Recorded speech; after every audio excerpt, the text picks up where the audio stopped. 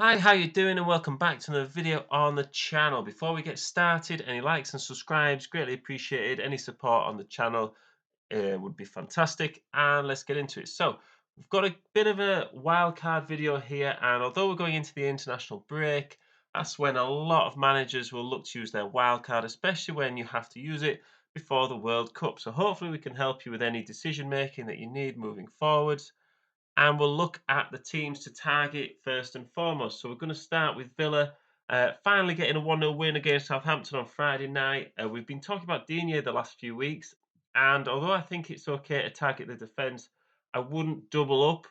But they do have some good options under 5 mil, and those fixtures are against teams that are not necessarily scoring lots of goals. With Leicester rooted to the foot of the table, I certainly wouldn't be going for their defence, but an attacking standpoint, they're definitely worth a look. With someone like Madison catching the eye most recently, he's got about 4 attacking returns in his first 7 games. And you think if he's able to do that for a team that's not performing well, really for Leicester after the international break, it is sink or swim time for them, because if they do not get a good result against Forest or Bournemouth, then they really are in trouble. So if you're banking on them to turn it around and start performing, there's no better time to get a player or two in from them.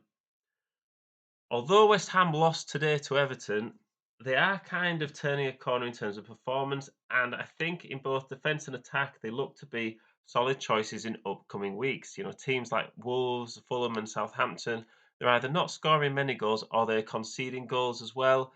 So as an immediate sort of cheap enabler to get in some more expensive players, I think some of their defenders are okay options. If you have them in the rotation with someone else, you could definitely play the fixtures.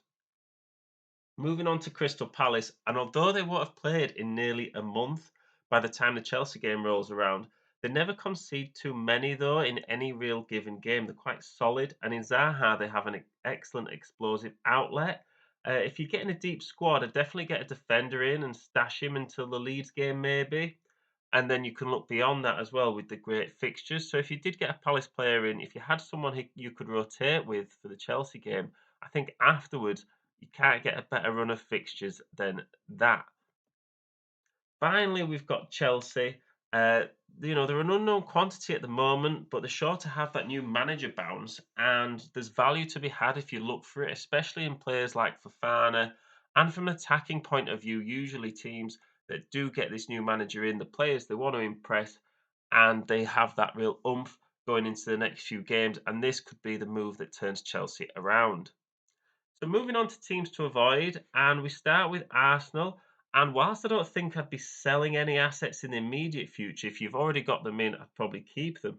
But I don't think I'd be buying any with a couple of tricky fixtures combined with a blank in a few weeks as well. I don't think they're worth a buy until game week 13 and that Southampton game. I think if you're looking at Spurs and Liverpool, I don't see why you would get an Arsenal player in for those games. And then although you've got Leeds, you'd then have another problem with a blank in the next game week.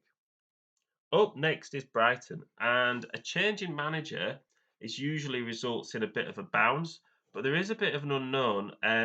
Really, because this isn't the bounce we'd expect, because it's not like they sacked their manager and got a new manager in, and then the players need to impress. They were having a high, they were having lots of momentum, and then they lost their manager.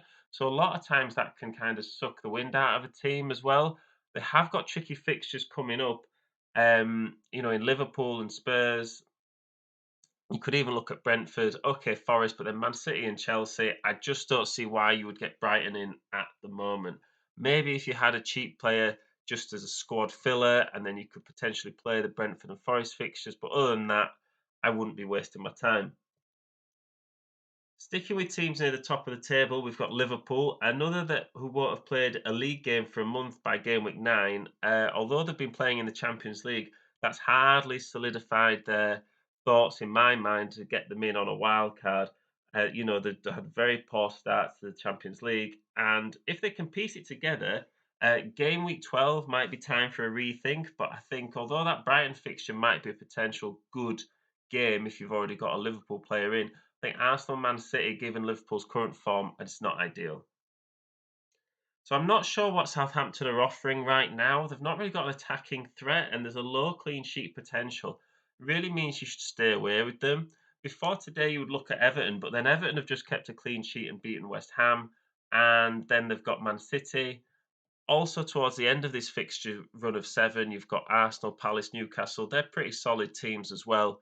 And, I wouldn't waste an attacking spot on a Southampton player. From midfield, you've only really got Ward-Prowse, and then defensively, they've not looked great. So, to be honest, I would just stay away. Rounding out the final team of this 5, we've got Nottingham Forest, and although in my own team, I do have Henderson and Williams, and I don't really think I'm gonna sell them, from my own team, but the fact in the last 2 games, they've conceded 3 goals in short spans, against Bournemouth and Fulham. I think both times they've conceded 3 goals in the space of 13-minute gap. I'd only be getting them in a really cheap option. I think if you are looking for someone that's just maybe a squad player, the last player on your bench, you could look at someone like Williams. But other than that, I don't really see why you'd get them in right now. So onto the team we go, and to start out, we've got Gaeta. And although Palace have only kept 1 clean sheet so far this season, they're pretty much guaranteed double-figure clean sheets over the course of the year. They've managed that 2 out of the last 3 seasons. After Chelsea, they've got Leeds, Leicester, Wolves, Everton, and Southampton, followed by West Ham and Forest before the World Cup. So at 4.5 million, to me, he's as good as anyone. Someone that's playing with that clean sheet potential or save potential and a good run of fixtures. So last week in the defence, we had Emerson.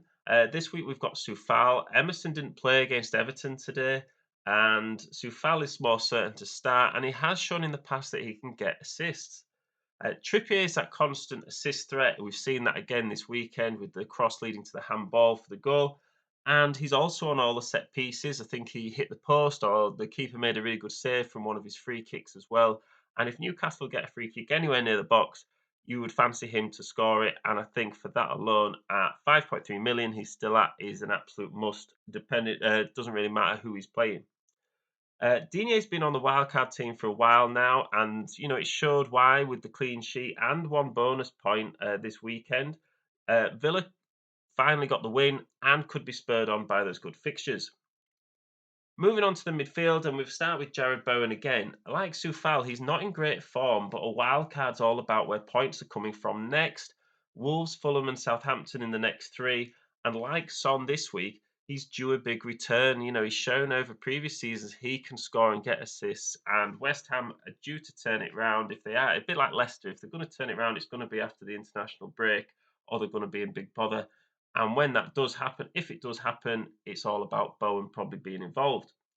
Now I'm keeping Son in this wildcard team, but by the end there's still 4 million in the bank to play with once we go through this whole team. So he's quite easy to move from. He's been playing well, and even before the hat trick, is why he was in last week's team. So that's pretty good call from me if I do say so myself to have him in the wildcard team. Then he goes and gets a hat trick in the next game.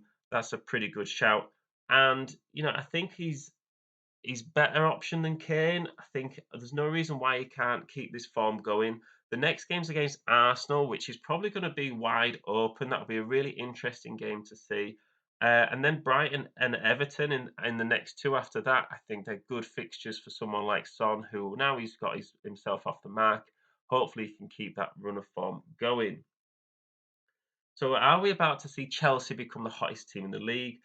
If so, you'd have to get in Sterling now. He's still only 5% owned, and with 4 attacking returns in 7 games before Potter arrived, surely that's the bare minimum to expect in the next run of games. You've got that huge potential springboard moving forward with that new manager bounce. So you say if Sterling can perform when the team aren't necessarily doing as well under old management, with the new manager, the potential is really high.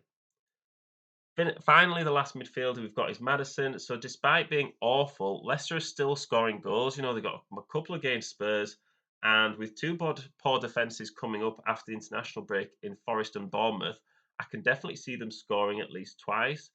Maddison, like Sterling's also got 4 attacking returns already, and he will no doubt be involved in the next few games. Up front, we start with Isaac. He's on penalties, and he's got Fulham and Brentford up next. I think he is. Looking really motivated, to be honest. After he scored that penalty, he was geeing up the crowd, and he's looks to have settled in really well with 2 goals in his first 3 games. I know one of them's pens, but then you get strikers in that are on penalties for that reason because they take pens, and that's more likely to get them points. We've got Mitrovic. I think, his second blank of the season against Forest, many managers would have been hoping for more, especially against a leaky Forest defence. But a great run of games all the way up to game week 15 when they play Man City.